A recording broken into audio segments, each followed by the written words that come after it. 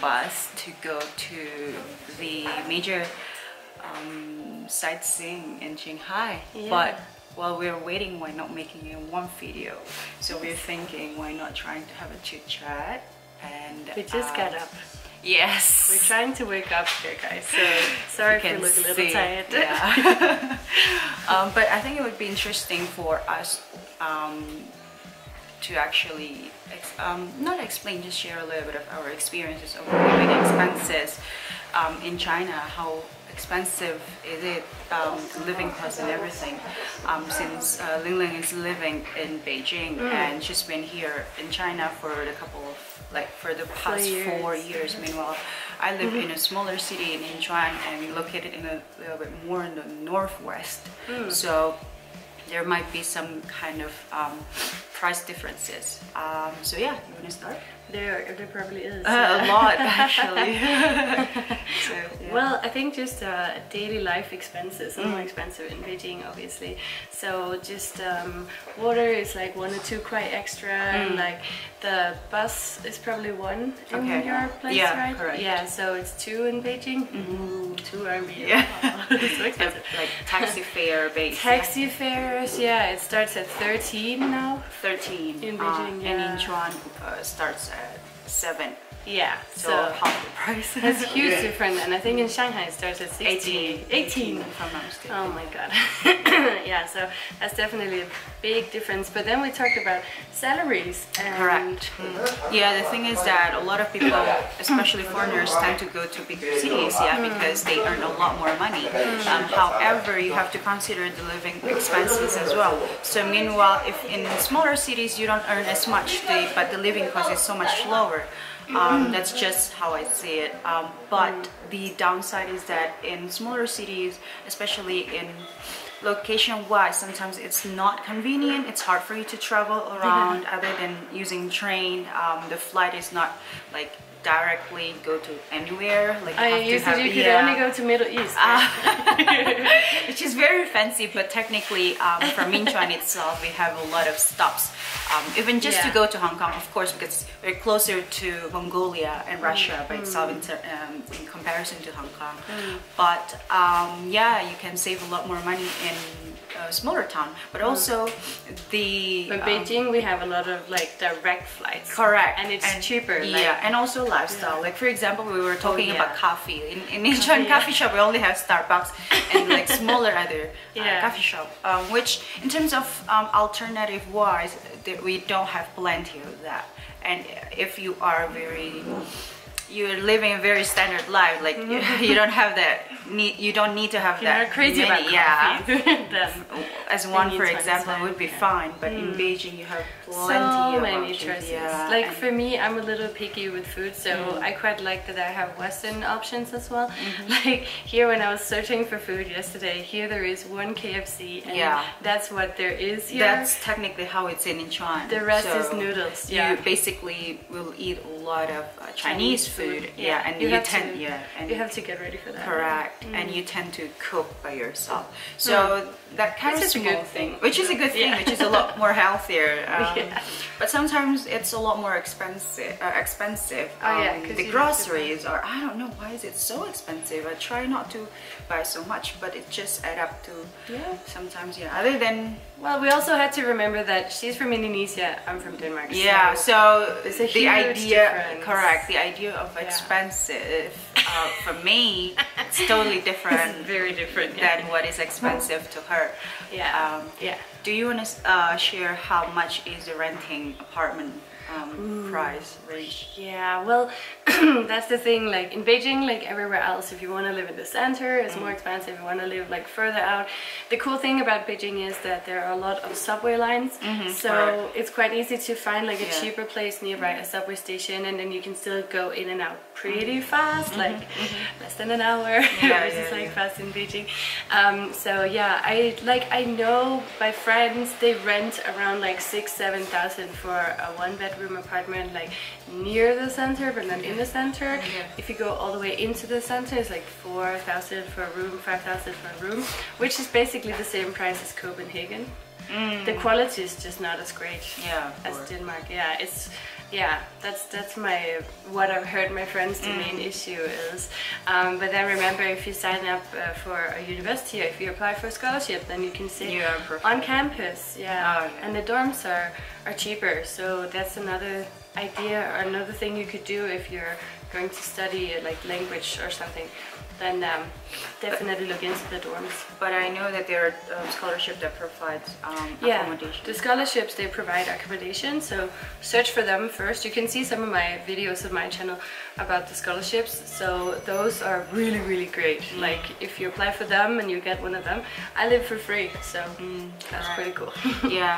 The thing with like English teaching job, most of the time they will provide you with accommodation. That's true. Correct. They do that. However, in smaller cities, they tend to give you your own space. Meanwhile, in bigger cities, I know some of them are shared between teachers.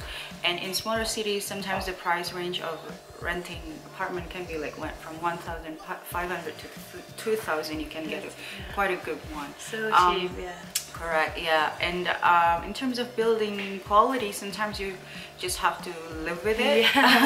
Be a little open-minded when you come here. They build a lot of things very fast, so the quality is not super great usually, but it's fine.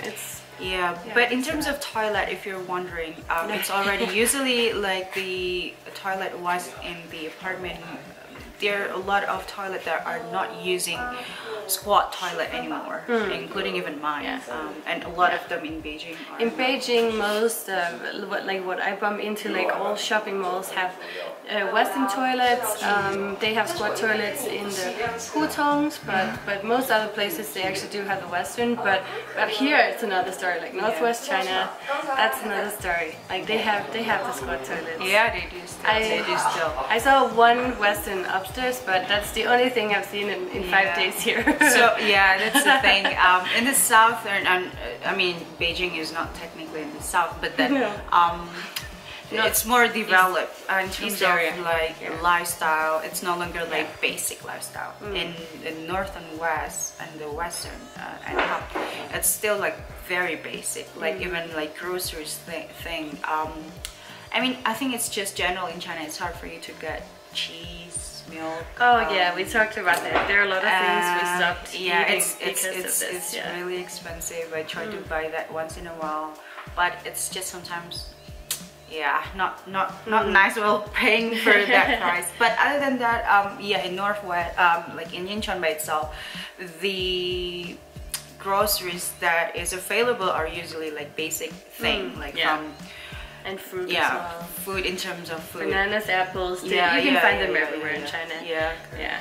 Do you track your expenses? Like how much is like per weekly or roughly monthly? I did before, but then I forget, and then I don't do it for a while, and then I do it again, and like it's a little on and off. I try. I saw you're really good at it. I did that long time ago, but I really wanted to save money at that time, but now I've grown a little older and I've just been a little more relaxed, maybe a little too relaxed. So I think in Beijing it's been around like 3,000 or 4,000, and I don't go drinking or clubbing or anything, so 3,000 or 4,000, that's usually my expenses, like the food, if I buy food, if I go to restaurants, if I go to coffee shops, and also Taobao, obviously. That's once in a while you need my hobbies. Not good. In smaller cities you can go from 2,000. If you want to have some extra, like 3,000 would be fine. I do that. I did that before too. In smaller cities. 2,000. Before I always said you can only spend 2,000 a month, but then I started cooking myself, and as you said, it's just more expensive. Correct. That's what I feel like and especially like I started to cook a lot more, and then I feel like my expenses like. Whoa! Yeah, because you can go for a meal, like eat for 10, correct, 15 yeah. RMB, right? Yeah. So if you suddenly want to buy, well, obviously you should cook like bigger meals so you have for for many the days. whole week probably, for example. But I don't have a fridge. My fridge is like a small cooler. I thought it was a fridge, but it's not. No, it's I know that for drinks, Yeah, so my stuff always goes bad, so I can only make for 2 days. Downside. Yeah, that's the downside. Yeah, that's the thing in China. Sometimes eating outside, in Asia generally, eating outside is a lot cheaper. Yes, but that's the thing. If you have a specific dietary, like it's basically like gluten.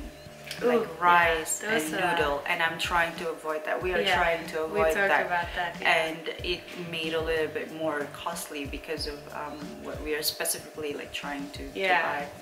Trying to buy different other things. So I would say, like, if you compare these two cities, then if you're looking for a cheaper place and you're okay with not having like 10 million different coffee shops to choose between, or if you're fine with like Chinese nightlife, food, like as in clubs, if you're very I don't know. That. We still do that, but it's not like every city have like one or two, like but every city has they like different society in terms of like the characteristic of society. Like in Yinchuan, it's very laid back, and a majority are Muslim, like here in Xining, and so like drinking wise, it's not something that is very popular.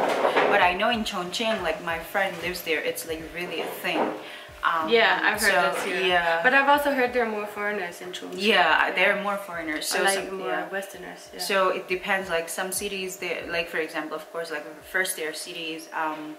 Beijing, Shanghai, Shenzhen, and Guangzhou, of course, the option, it's easy to live there. You don't have to work. It's easy even to you can live your Western life without talking to any Chinese. Yeah, that's what I was thinking. I was about to say that it's easy for you to live within your own bubble, even though you're in China. Which is not so cool either. Like I feel like when you're coming here, you should go out and explore. At least integrate a little bit more. So that's why I think Yinchuan is an interesting choice, actually.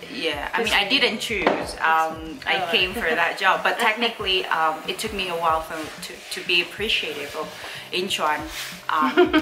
Of course, I mean, it's easy to think it's easier to live in bigger cities. Like try to earn a lot more money and like things with a lot of alternatives of lifestyle.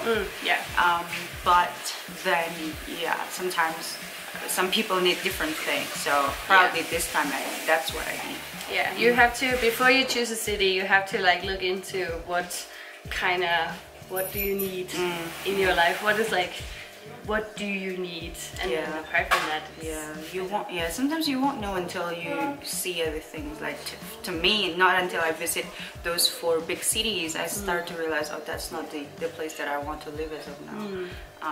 I did a lot of small cities before I came to Beijing. I was really against Beijing for many years because I was like, I want to go all Chinese and I don't want to see any other foreigners wherever I go. So I stayed in many small cities. That's how I learned Chinese in the beginning, actually. But then afterwards, I was like, there was a study opportunity, and then I thought, okay, I'll give Beijing a chance, and I quite like it. I do like, to be honest, when I go out and see other cities, I do very often consider, should I move here or there or there? Because it's smaller, less people, but just to see yourself whether you can move there. But then I go back again. So there are some things you should consider before you take a job in the different cities, because there are big differences. Definitely. Correct.